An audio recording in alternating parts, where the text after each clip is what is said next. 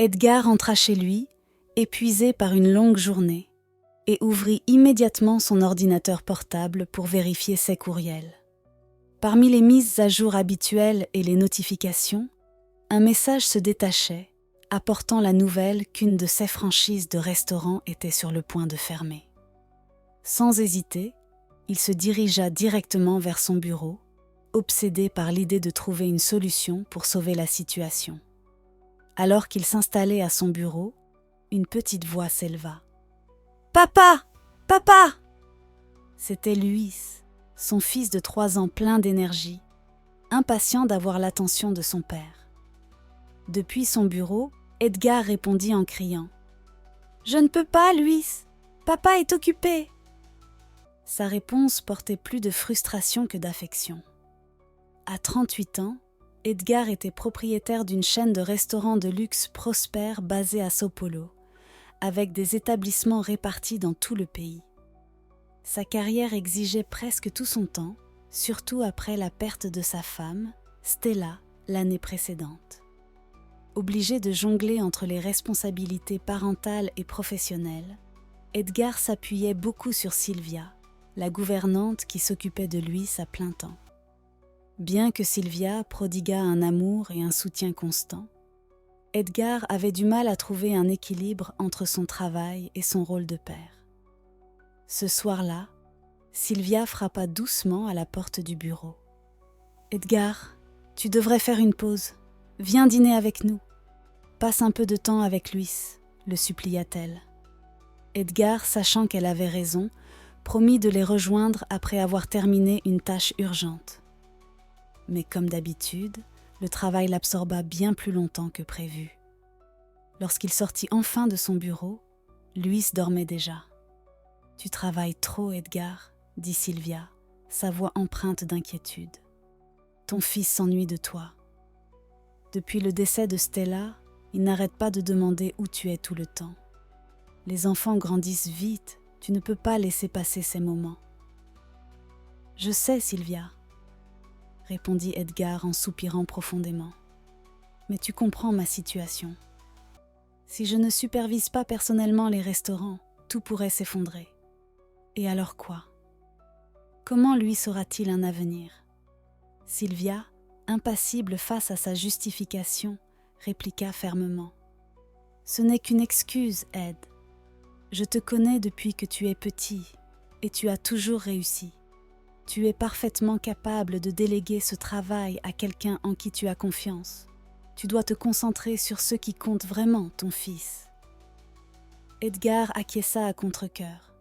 « D'accord, j'y réfléchirai, » dit-il, bien que son ton trahît son agacement face à la conversation. Malgré les rappels insistants de Sylvia, Edgar trouvait difficile de relâcher son emprise sur son travail. Les jours se transformèrent en semaines, et Edgar continua sa routine habituelle où le travail dominait sa vie. Puis vint le 4e anniversaire de Luis, un jalon qu'Edgar avait promis de rendre inoubliable. Il avait planifié un voyage à Disney World, une occasion de créer des souvenirs précieux avec son fils. Pour une fois, Edgar avait l'intention de mettre le travail de côté et de se consacrer entièrement à Luis.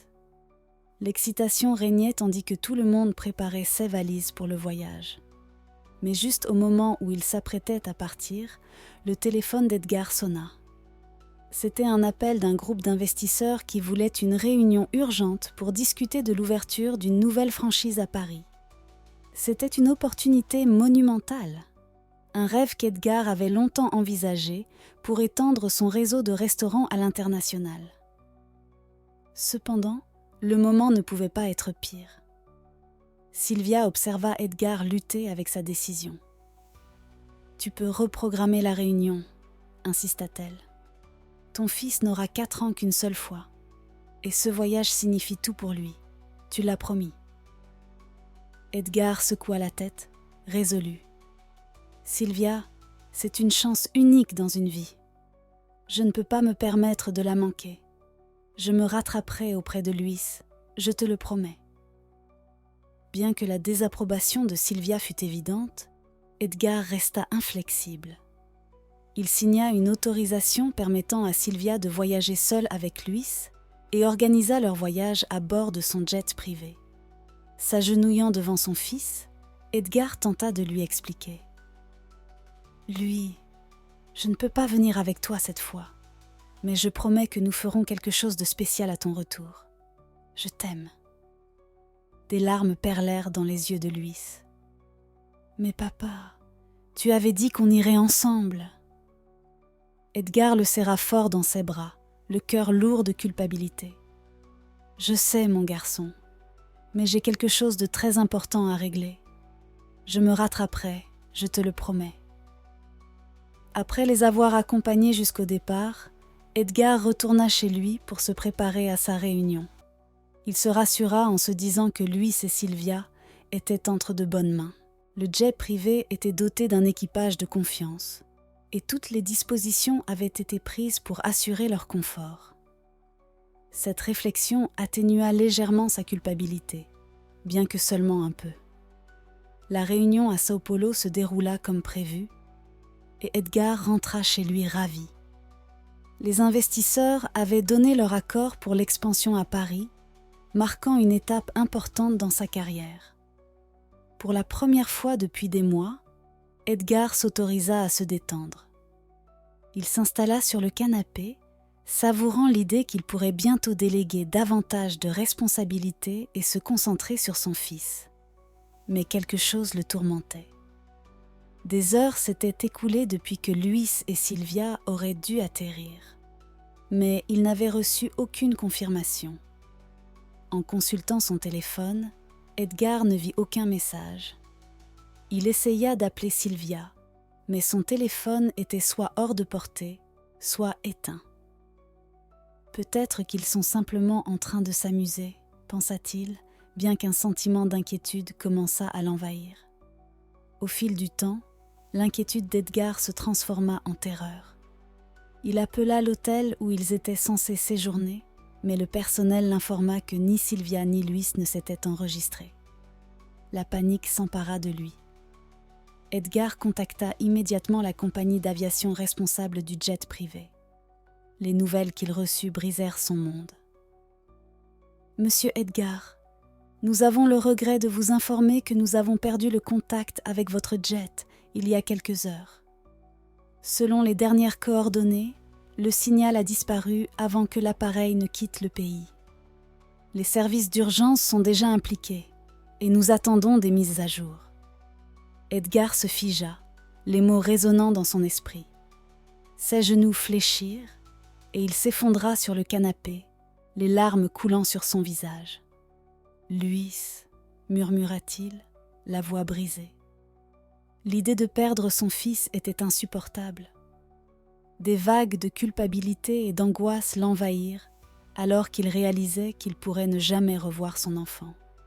Sans perdre une seconde, Edgar réserva un vol de dernière minute pour se rendre au lieu le plus proche des dernières coordonnées connues du jet.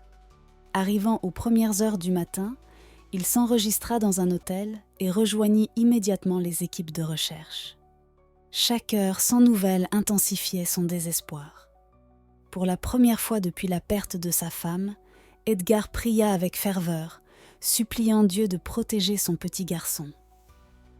2 jours plus tard, les équipes de recherche découvrirent les débris du jet privé d'Edgar, profondément enfoui dans une forêt, à environ 220 km de la capitale.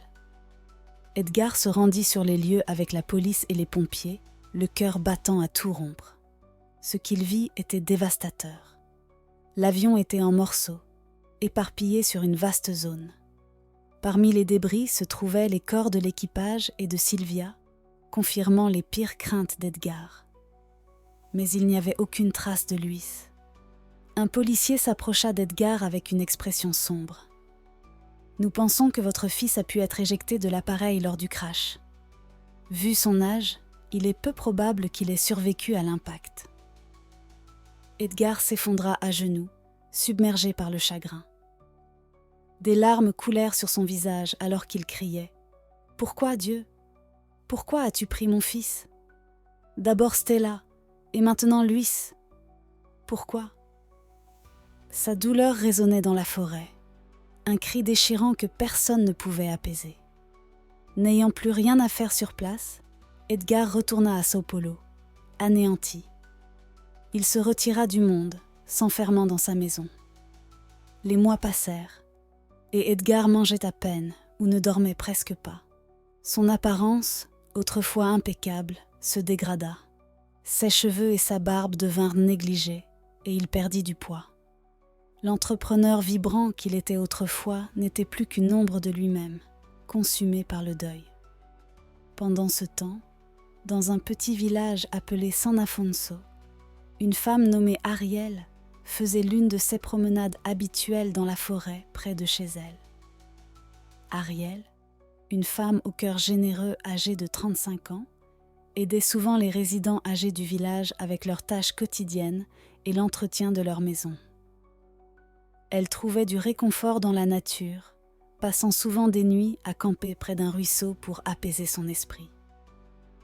Un après-midi, en suivant un sentier profondément enfoui dans la forêt, Ariel entendit le faible cri d'un enfant. Alarmée, elle suivit le son jusqu'à découvrir un petit garçon, sale, blessé et tremblant de peur. Son cœur se serra en le voyant. Elle s'agenouilla près de lui et lui parla doucement. « Bonjour mon petit, d'où viens-tu » dit-elle en l'enveloppant dans ses bras. Le garçon ne répondit pas, trop traumatisé pour parler. Ariel le ramena au village où le médecin local soigna ses blessures. Au fil des jours suivants, le garçon, qui ne pouvait se souvenir que de son prénom Luis, commença à se rétablir physiquement, bien qu'il restât silencieux sur ce qui s'était passé. Ariel s'efforça sans relâche de retrouver sa famille, mais sans aucun indice ou information d'identification, ses efforts furent vains. Au fil des semaines, puis des mois, Ariel s'attacha profondément à Luis. Elle avait toujours rêvé d'être mère, et ce petit garçon comblait un vide dans son cœur. Faute d'autres options et en raison du lien fort qui s'était formé entre eux, Ariel décida de l'élever comme son propre enfant. À São Paulo, le chagrin d'Edgar persistait. Ses restaurants étaient désormais sous la direction d'un gestionnaire, Roberto, qui l'encourageait à reprendre le travail. Mais la volonté de vivre d'Edgar s'était éteinte. Il prêtait à peine attention aux efforts de Roberto, se réfugiant encore davantage dans son chagrin. Puis, une nuit, Edgar fit un rêve. Il vit Luis rire et jouer dans une forêt avec une femme qui ressemblait à sa défunte épouse, Stella. Cette vision lui apporta un étrange sentiment de paix, comme si Luis était heureux et en sécurité, où qu'il soit. Le lendemain matin, Edgar se leva du lit, déterminé à honorer la mémoire de son fils. Il se rasa, s'habilla élégamment et retourna à ses restaurants, prêt à reconstruire sa vie. Bien que la douleur fût toujours présente, ce rêve lui donna la force d'avancer. 2 ans plus tard, Ariel et Luis prospéraient à San Afonso. Luis, désormais âgé de 6 ans, apportait de la joie au village paisible, où la majorité de la population était âgée. Le garçon était poli et joyeux, se faisant aimer de tout le monde. Cependant, Ariel commençait à rencontrer des difficultés financières. Résolue à offrir un meilleur avenir à Luis, elle prit la décision de déménager à São Paulo, où les opportunités étaient plus nombreuses. Dans cette ville animée, Ariel trouva un emploi comme femme de ménage dans l'un des restaurants de luxe d'Edgar, bien que ni l'un ni l'autre ne réalisât encore leur lien. Grâce à son éthique de travail irréprochable et à sa gentillesse, Ariel attira rapidement l'attention d'Edgar. Un jour, alors qu'un chef de cuisine tomba soudainement malade, Ariel se proposa pour préparer les repas.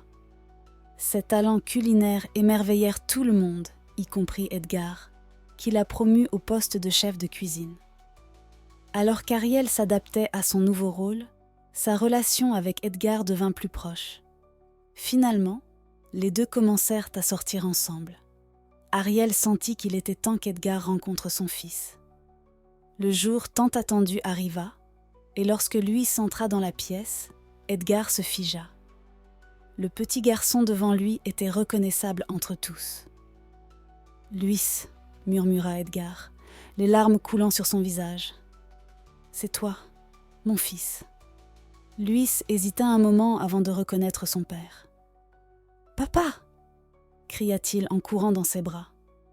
Les deux s'enlacèrent étroitement, laissant couler des larmes de joie. Ariel regarda, stupéfaite, alors que la vérité se dévoilait. Cet homme qui lui avait montré tant de bonté et d'amour était le père de l'enfant qu'elle avait élevé comme le sien. Submergé de gratitude, Edgar se tourna vers Ariel et la prit dans ses bras. « Merci, dit-il, la voix tremblante d'émotion. Tu as sauvé mon fils. Tu lui as donné de l'amour quand je ne pouvais pas. » Dans les mois qui suivirent, Edgar, Ariel et Luis construisirent une vie ensemble. Ils se marièrent lors d'une belle cérémonie, scellant leur lien en tant que famille. Le destin les avait réunis de la manière la plus extraordinaire, guérissant leur cœur brisé et leur offrant une seconde chance de bonheur.